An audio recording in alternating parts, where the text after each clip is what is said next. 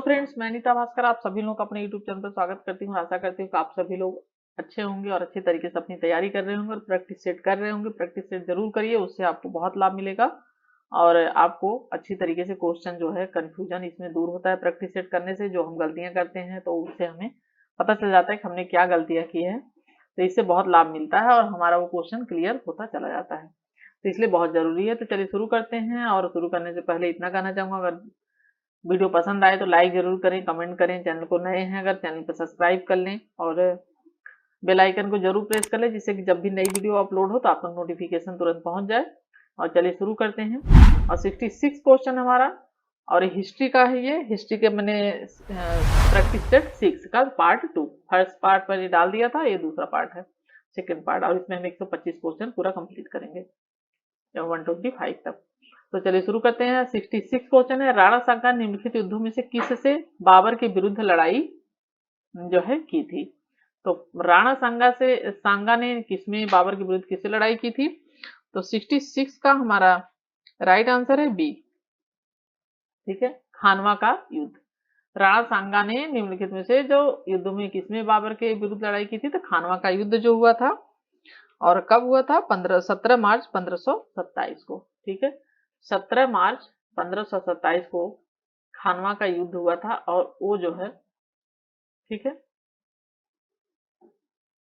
17 मार्च और 1527 में राणा सांगा और बाबर के बीच खानवा का युद्ध हुआ था।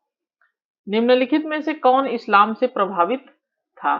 चैतन्य, मीराबाई, नामदेव, वल्लभाचार्य। तो 67 का हमारा राइट आंसर है सी, नामदेव। इस्लाम से कौन प्रभावित था? ये थे नामदेव।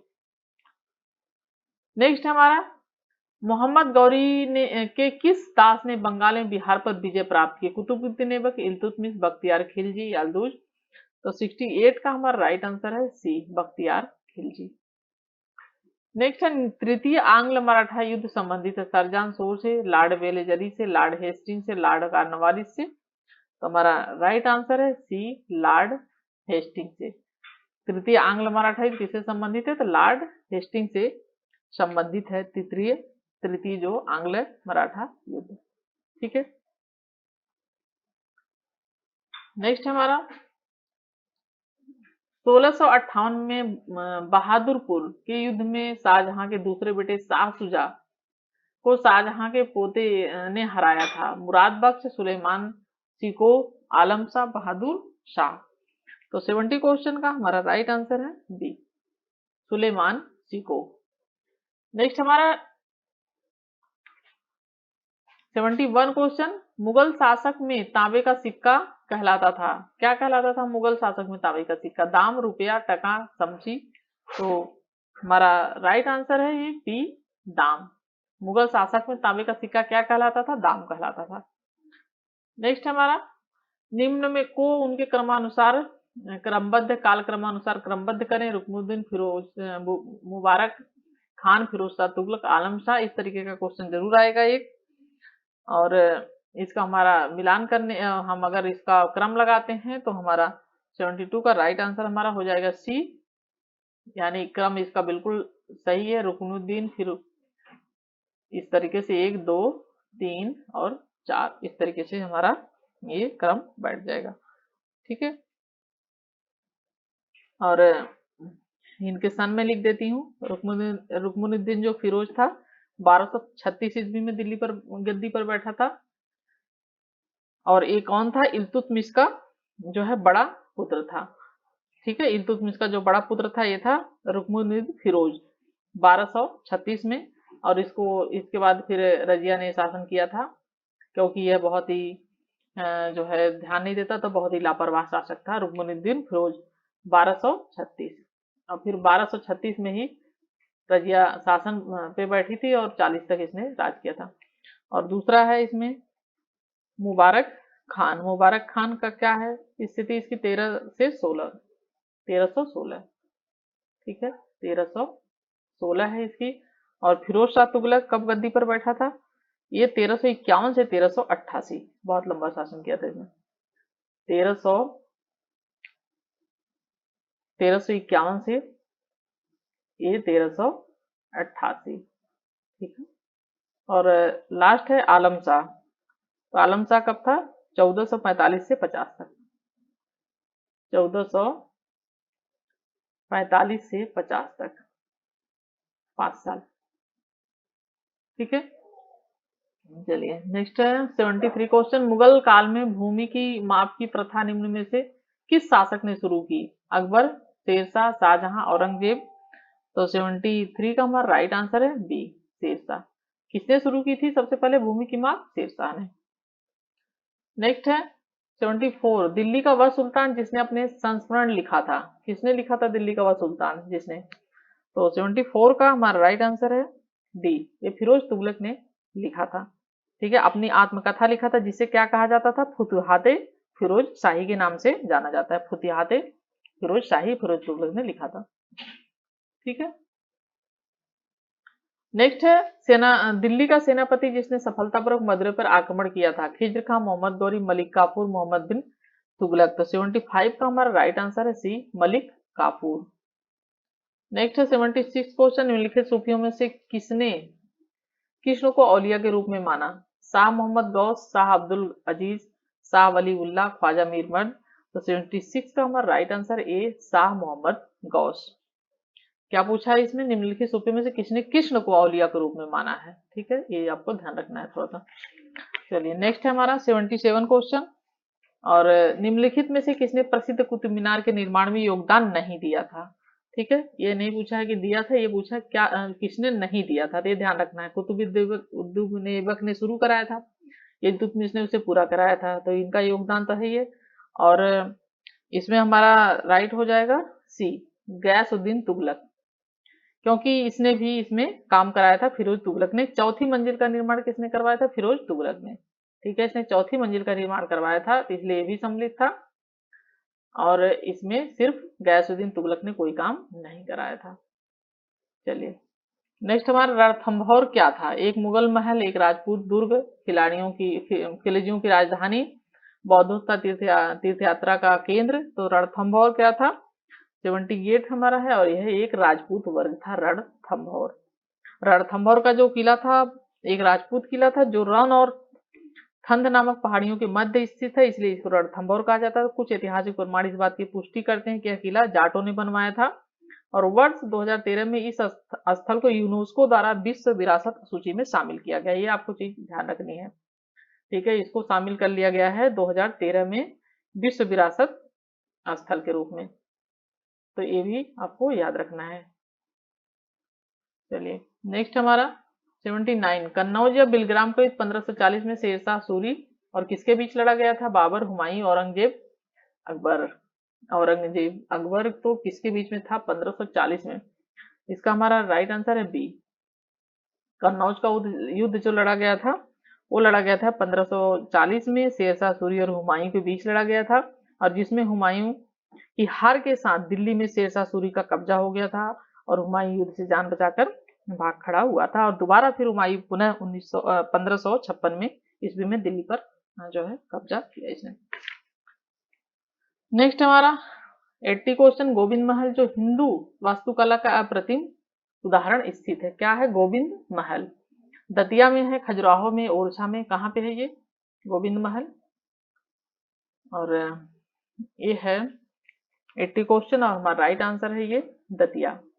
और दतिया कहाँ पे है? यह है मध्य प्रदेश में, मध्य प्रदेश के दतिया जिले में स्थित है। और इसका निर्माण किसने करवाया था? बीर सिंह बुंदेला, ठीक है। किसने निर्माण कराया था गोविंद महल का? बीर सिंह बुंदेला ने इसका निर्माण करवाया था, ठीक है, बुंदेला। नेक्स्ट है राजा राम मोहन राय द्वारा स्थापित प्रथम संस्था थी, तो कौन सी संस्था थी? पहले इन्होंने आत्मीय सभा की इसकी संस्था की स्थापना की थी, बाद में इन्होंने 1828 में की थी ब्रह्म समाज की स्थापना राजा राम मोहन राय ने, ठीक है। नेक्स्ट हमारा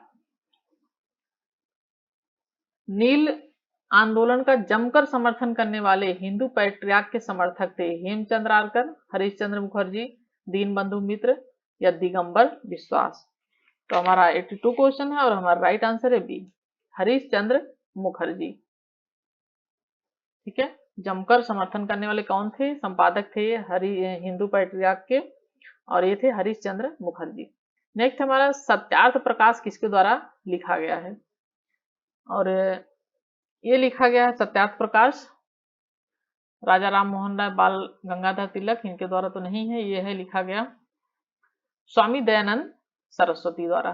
ठीक है, किसके द्वारा लिखा गया? स्वामी दयानंद सरस्वती द्वारा। और नेक्स्ट क्वेश्चन हमारा आंग्ल नेपाल युद्ध किसके शासनकाल में हुआ था? Lord Cornwallis, lord Hastings, lord Wellesley, Warren Hastings. 34 का हमारा राइट आंसर है बी, लॉर्ड हेस्टिंग के शासनकाल में आंग्ल नेपाल युद्ध लड़ा गया था। और कब हुआ था ये? 1814 से 16 की अवधि में हुआ था। थोड़ा सा सन भी आपको याद रखना है, 1814 से 16। नेक्स्ट है निम्नांकित समाज सुधार संगठनों में से किनकी स्थापना महाराष्ट्र में नहीं हुई थी? योग क्षेत्र सभा, श्री नारायण परिपालन सभा, सरीन सभा। तो किसकी स्थापना महाराष्ट्र में नहीं हुई थी ये पूछा है, और इसमें हम देखते हैं किसकी नहीं हुई थी। 85 का, और जो है इनकी सबकी हुई थी, यानी उपयुक्त सभी ये सही है। योग क्षेत्र सभा, श्री नारायण परिपालन सभा, सरीन सभा। नेक्स्ट है हमारा निम्न यूरोपीय शक्तियों ने भारतीय व्यापार में समय समय पर प्रवेश किया। तो इनका क्रम देखना हमें, सबसे पहले कौन आए थे और उसके बाद फिर कौन आए थे। और पहले देखे सबसे आए थे, पहले पुर्तगाली आए थे, फिर डच आए थे, फिर अंग्रेज आए थे, और फिर फ्रांसीसी आए थे। तो इस तरीके से हमारा राइट आंसर हो जाएगा बी। और ये बहुत क्वेश्चन है, आसान है लेकिन बहुत इंपॉर्टेंट भी है, इसलिए कि हर एग्जाम में पूछा जाता है। यूजीसी नेट में भी कई बार क्वेश्चन आ चुका है, और हर एग्जाम में क्वेश्चन पीसीएस वगैरह में भी आया हुआ है। तो इसे आपको याद रखना है, इनका क्रम पूछता है बस हमेशा, पहले पुर्तगाली, फिर डच, फिर अंग्रेज, फिर फ्रांसीसी लास्ट में आए थे। 87 हमारा 87 क्वेश्चन हमारा निम्नलिखित में से किस अधिनियम के द्वारा अंग्रेजों ने भारत में सर्वप्रथम परोक्ष निर्वाचन प्रणाली की शुरुआत की थी? तो 87 क्वेश्चन, और 1909, 1961, 19 हमारा राइट आंसर है 1892। ठीक है, 87 का राइट आंसर है डी। 1892 के भारत परिषद अधिनियम के द्वारा अंग्रेजों ने भारत में सर्वप्रथम परोक्ष निर्वाचन प्रणाली की शुरुआत, यानी प्रत्यक्ष निर्वाचन प्रणाली की शुरुआत की थी। ठीक है, नेक्स्ट है सर्वेंट ऑफ इंडिया सोसाइटी का संस्थापक कौन था? एमजी रनाडे, अनंत पटवर्धन, जी के गोखले, बीजी तिलक। तो हमारा राइट आंसर है सी, गोखले, गोपाल कृष्ण गोखले, जी के गोखले। ठीक है, और नेक्स्ट हमारा एक क्वेश्चन पिछली बार भी ये 2016 में पूछा गया था पीजीटी में।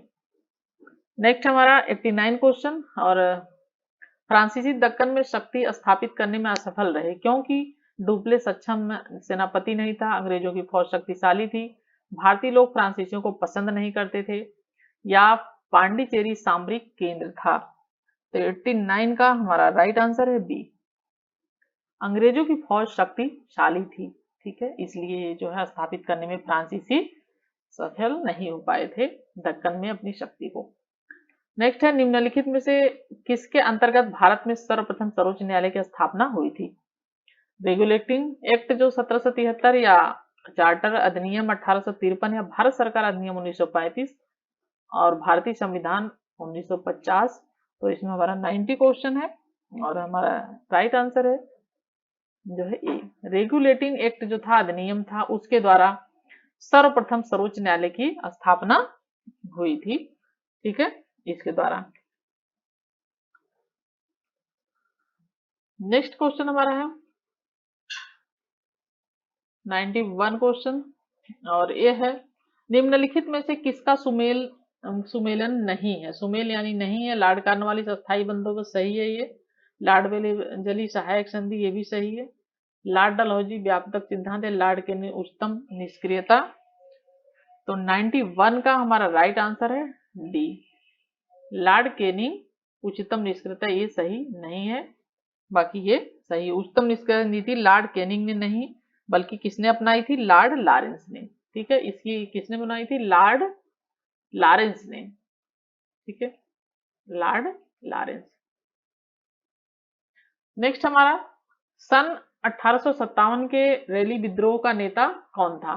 खान बहादुर, कुंवर सिंह, मौलवी अहमद अहमद शाह या बिरजिश कादिर? तो 92 का हमारा राइट आंसर है ये खान बहादुर। नेक्स्ट हमारा 93, दारुल उलूम की स्थापना की थी? मौलाना सलीम नुमानी ने, मौलाना हुसैन अहमद ने, मौलवी अब्दुल्लाह चक्रवी ने या मौलाना अहमद रिजा खान ने? तो 93 का हमारा राइट आंसर है ये मौलाना सिबली नुमानी ने की थी दारुल उलूम की स्थापना। नेक्स्ट हमारा आनंदमठ उपन्यास की कथा वस्तु किस पर आधारित है? जो आनंदमठ उपन्यास है वह किस पर आधारित है, क्या कथा वस्तु है उसकी? तो 94 का हमारा राइट आंसर है बी, जो सन्यासी विद्रोह, जो सन्यासियों ने विद्रोह किया था उस पर आधारित है ये आनंदमठ उपन्यास। ठीक है। नेक्स्ट हमारा पहले 95 क्वेश्चन है हमारा, पहले अवसर पर भारत के प्रधानमंत्री की नियुक्ति की थी? गवर्नर जनरल ने, ब्रिटिश सम्राट ने, महात्मा गांधी ने, वायसराय ने? तो 95 का हमारा राइट आंसर है ये गवर्नर जनरल ने। 15 अगस्त 1947 को स्वतंत्र भारत के प्रथम गवर्नर जनरल के रूप में लॉर्ड माउंटबेटन की नियुक्ति की गई थी। ठीक है, स्वतंत्र भारत के प्रथम गवर्नर जनरल कौन थे? तो ये थे लॉर्ड माउंटबेटन। नियुक्ति की गई थी जिन्होंने जवाहरलाल नेहरू को इन्होंने स्वतंत्र भारत के प्रथम प्रधानमंत्री के रूप में शपथ दिलाई थी। इन्होंने ही गवर्नर जनरल जो थे लॉर्ड माउंटबेटन। ठीक है। नेक्स्ट हमारा 1929 में नागपुर में संपन्न all India trade union Congress की स्थापना किसने की थी? जवाहरलाल नेहरू, आचार्य नरेंद्र, सुभाष चंद्र बोस, यूसुफ मोहर अली? तो 96 का हमारा राइट आंसर है जवाहरलाल नेहरू ने की थी। 1929 में नागपुर में संपन्न था ये। 97 है, गांधी जी का चंपारण आंदोलन था? हरिजनों के अधिकारों की सुरक्षा हेतु, सविनय अवज्ञा आंदोलन हेतु, हिंदू समाज की एकता बनाए रखने हेतु, नीलकर्मियों की समस्याओं के समाधान हेतु? तो 97 का हमारा राइट आंसर है डी, नीलकर्मियों की समस्याओं के समाधान हेतु।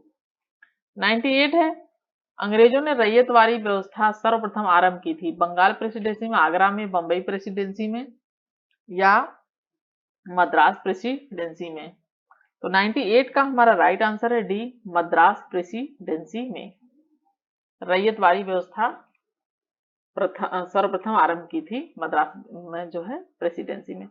99 19वीं शताब्दी के दौरान होने वाले बहावी आंदोलन का मुख्य केंद्र था? लाहौर, पटना, अमृतसर, पुणे? हमारा राइट आंसर है पटना। बहावी आंदोलन का मुख्य केंद्र क्या था? पटना था, बिहार का पटना। नेक्स्ट हमारा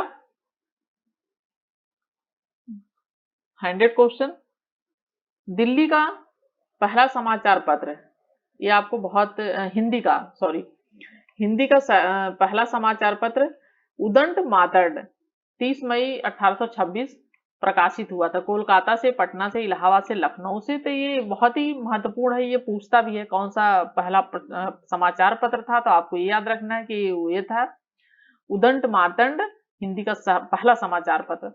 और प्रकाशित कब हुआ था? देखिए 30 मई 1826 को प्रकाशित हुआ। तो आपको ये डेट और ये चीज याद रखनी है।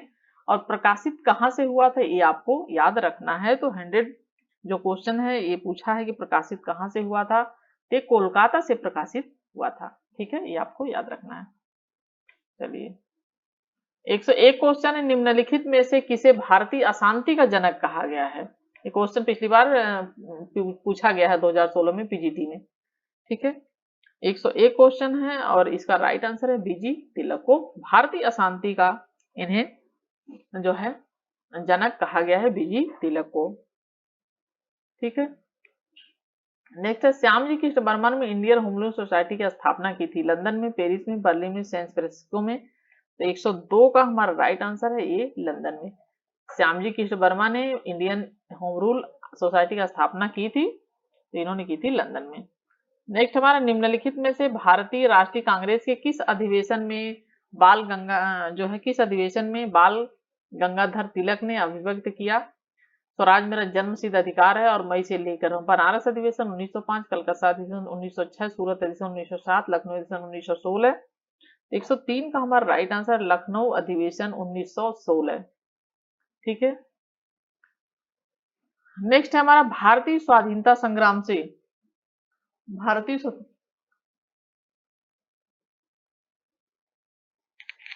नेक्स्ट हमारा 104, भारतीय स्वतंत्रता संग्राम से संबंधित निम्नलिखित घटनाओं पर विचार कीजिए।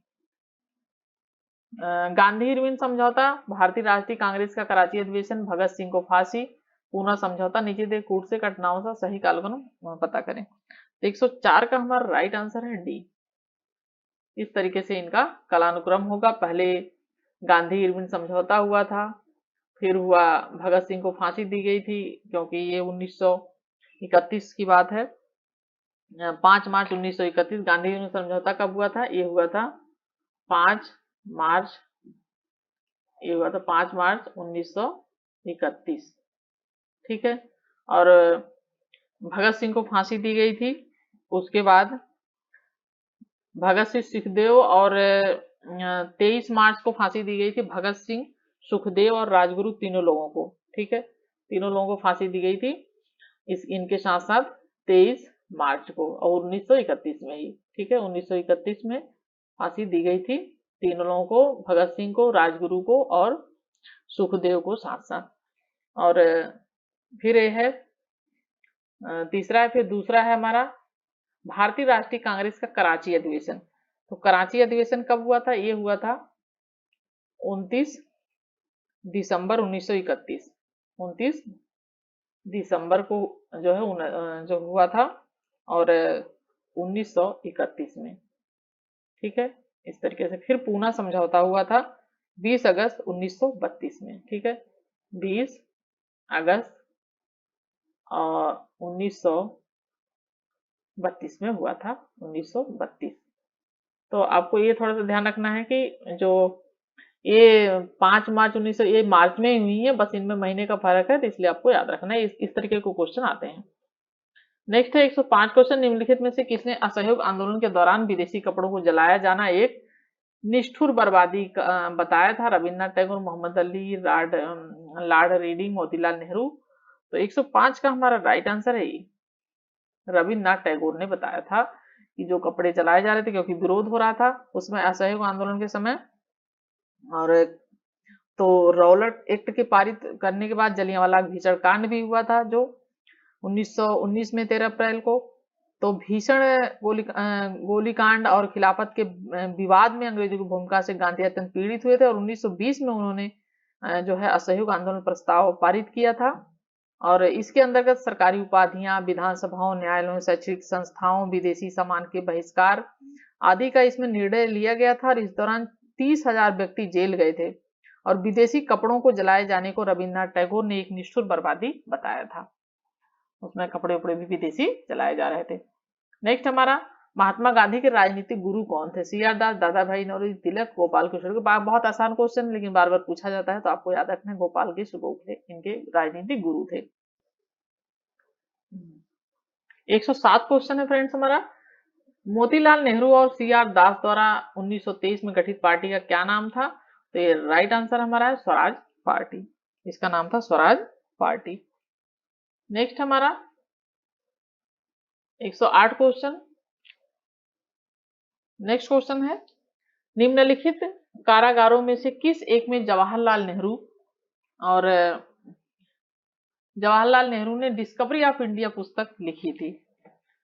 ठीक है, कौन सा कारागार था वो? Alipur central jail, Ahmedabad fort jail, Yerwada jail, Deoli camp jail. तो 108 का हमारा राइट आंसर है बी, अहमदाबाद फोर्ट जेल।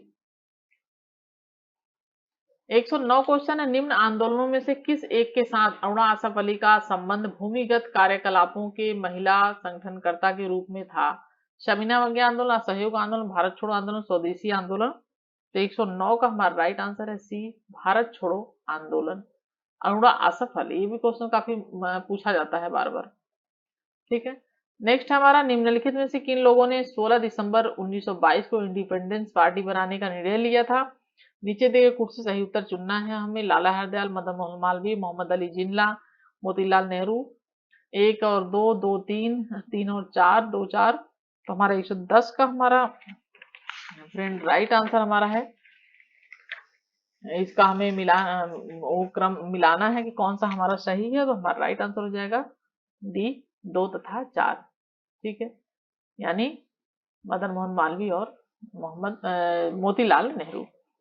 चलिए 111 क्वेश्चन है, भारत छोड़ो आंदोलन के समय भारत का प्रधान सेनापति कौन था?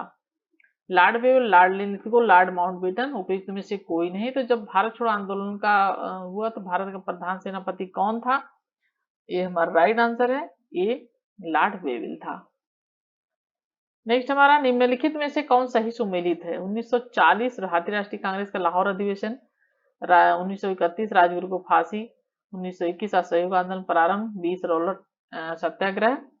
तो कौन सा सही सुमेलित है? तो 112 का हमारा राइट आंसर है बी, सिर्फ यही सुमेलित है सही, क्योंकि अभी हमने पिछले उसमें पढ़ा था कि कराची अधिवेशन हुआ था 1940 में, और असहयोग आंदोलन जब क्या कि जब तक आप जानते हैं 1920 में शुरू हुआ था, और रॉलेट एक्ट ये भी 1900 उसमें था सत्याग्रह, तो इसलिए इस तरीके से ये सही नहीं है। नेक्स्ट हमारा, प्रसिद्ध गीत सारे जहां से अच्छा हिंदुस्तां हमारा की रचना किसने की थी? साहिर लुधियानवी, सर सैयद अहमद खान, सर मोहम्मद इकबाल और बहादुर शाह जफर। तो 113 का हमारा राइट आंसर है सी, सर सैयद इकबाल ने की थी सारे जहां से अच्छा हिंदुस्तां हमारा। ठीक है, इस गीत की रचना। ऐतिहासिक दांडी मार्च का संबंध है, नमक कानून के तोड़ने से संबंध है ऐतिहासिक दांडी मार्च, तो राइट आंसर हमारा है बी। चलिए नेक्स्ट हमारा 115 क्वेश्चन है, 115 क्वेश्चन हमारा, सुभाष चंद्र बोस पट्टभी सीतारामैया को पराजित करके भारतीय राष्ट्रीय कांग्रेस के अध्यक्ष कहाँ हुए थे? फैजपुर अधिवेशन, 1930 हरिपुरा। तो ये किसको, ये कौन सा अधिवेशन था 115 का? और हमारा ये राइट आंसर हमारा डी है, क्योंकि त्रिपुरी अधिवेशन हुआ था 1939 में, तो कांग्रेस के अध्यक्ष हुए थे पट्टभी सीतारामैया को पराजित करके, और इन्होंने फिर बाद में त्याग पत्र दिया था गांधी जी के विरोध के कारण। 116 सूची फर्स्ट को सूची सेकंड से सुमेलित किया, नीचे दिए कूट से सही उत्तर का चयन कीजिए। तो ये क्या है हमारा, स्थान संबलपुर, सतारा, अवध, झांसी, अंग्रेजों द्वारा विलय। तो ये हमें मिलान करना है कब कब हुआ था, ये भी क्वेश्चन बहुत इंपॉर्टेंट है और बार बार पूछा जाता है। तो 116 का हम अगर मिलान करेंगे तो हमारा बी बैठेगा, क्योंकि संभलपुर संभलपुर कब विलय किया गया था इसका? इसका विलय किया गया था 1949 में, और सतारा का कब किया गया था? इसका किया गया था 48 में। पहले सतारा किया गया था, फिर संभलपुर का किया गया था, और फिर उसके बाद किया गया था झांसी का। ठीक है, डी नहीं, पहले फिर उसका किया गया था अवध का, फिर उसके बाद अवध का किया गया था, अवध का किया गया था 1856 में, और फिर झांसी का किया गया था 1854 में। तो इस तरीके से है, मिलान करेंगे हम तब इस तरीके से हो जाएगा, ए का 2, बी का 1 और सी का 4, डी का 3। ठीक है, और ये काफी इंपॉर्टेंट है, तो इसे अच्छी तरीके से आप जरूर मिला लें। नेक्स्ट हमारा 117 क्वेश्चन, 1885 में इंडियन नेशनल कांग्रेस के अध्यक्ष थे George Yule, Dadabhai Naoroji, W C Banerjee, W Wedderburn. तो 117 का हमारा राइट आंसर है सी, डब्ल्यू सी बनर्जी, यानी इनका पूरा नाम है बेमोस चंद्र बनर्जी। ठीक है, नेक्स्ट हमारा 118 है, कांग्रेस द्वारा समर्थन वापस लिए जाने के कारण ही परित्याग करना पड़ा चरण सिंह को या चंद्रशेखर को, एच डी देवगौड़ा को, सभी को। तो 118 का हमारा राइट आंसर है डी, इन सभी को कांग्रेस द्वारा समर्थन वापस लिए जाने के कारण त्यागपत्र देना पड़ा था। नेक्स्ट हमारा, एम के गांधी ने निम्नलिखित भारतीय राष्ट्रीय कांग्रेस के अधिवेशनों में से किस एक में सर्वप्रथम भाग लिया? लखनऊ अधिवेशन 1916, कलकत्ता 1901, अमृतसर 1919 या नागपुर अधिवेशन 1920। एम के गांधी, तो 119 का हमारा राइट आंसर है बी, कलकत्ता अधिवेशन 1901।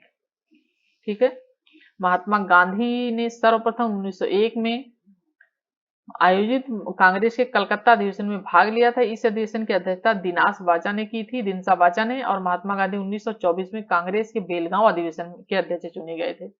जो है गांधी जी, बेलगांव अधिवेशन हुआ था उसमें ये अध्यक्ष चुने गए थे सिर्फ एक बार। ठीक है, गांव। और कब हुआ था ये हुआ था 1924 में हुआ था बेलगांव अधिवेशन। चलिए 120 क्वेश्चन हमारा, नीचे उन व्यक्तियों की सूची दी गई है जो भारतीय राष्ट्रीय कांग्रेस के अध्यक्ष हुए, उन्हें तिथि के अनुसार क्रमबद्ध कीजिए। महात्मा गांधी, जवाहरलाल नेहरू, वल्लभ भाई पटेल, सरोजिनी नायडू। तो 120 का हमारा राइट आंसर हो जाएगा सी। पहले महात्मा गांधी, फिर जो है सरोजिनी नायडू, फिर है ये जवाहरलाल नेहरू, फिर वल्लभ भाई पटेल। ठीक है, इस तरीके से इन्हें क्रमबद्ध किया गया। 121 क्वेश्चन है, निम्नलिखित घटनाएं किस कालखंड में घटित हुई? चौरी चौरा की घटना, जलियांवाला बाग हत्याकांड, रॉबर्ट सत्याग्रह, चंपारण सत्याग्रह। तो हमारा 121 का हमारा राइट आंसर हो जाएगा सी। पहले चंपारण सत्याग्रह कब है? ये 1917 में। और रॉबर्ट सत्याग्रह कब है? ये 8 मार्च 1900। रॉबर्ट सत्याग्रह हुआ था 8 मार्च 1919। ठीक है, ये 8 मार्च 1919। और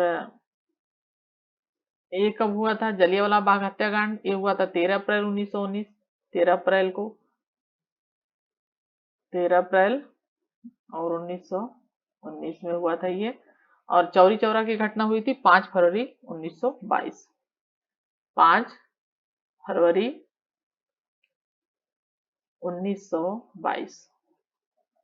तो ये इस तरीके से घटनाएं हैं। तो इसमें हमारा जो सही क्रम बैठेगा वो बैठेगा, पहले चंपारण सत्याग्रह, फिर रॉबर्ट सत्याग्रह, फिर उसके बाद जलियांवाला बाग, फिर चौरी चौरा घटना।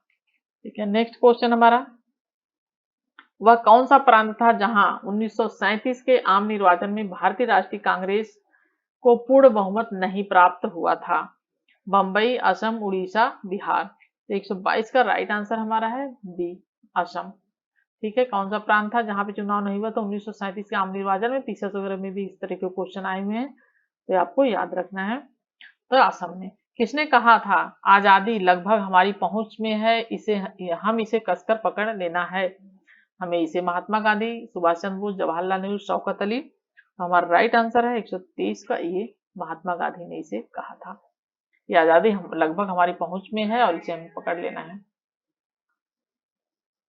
नेक्स्ट हमारा 124 क्वेश्चन, निम्नलिखित में से किसने मोहम्मद अली जिन्ना को हिंदू मुस्लिम का राजदूत कहा? एनी बेसेंट, सरोजिनी नायडू, बाल गंगाधर, उपयुक्त में से कोई नहीं। तो राइट आंसर हमारा है बी, सरोजिनी नायडू। हिंदू मुस्लिम का राजदूत कहा था मोहम्मद अली जिन्ना को।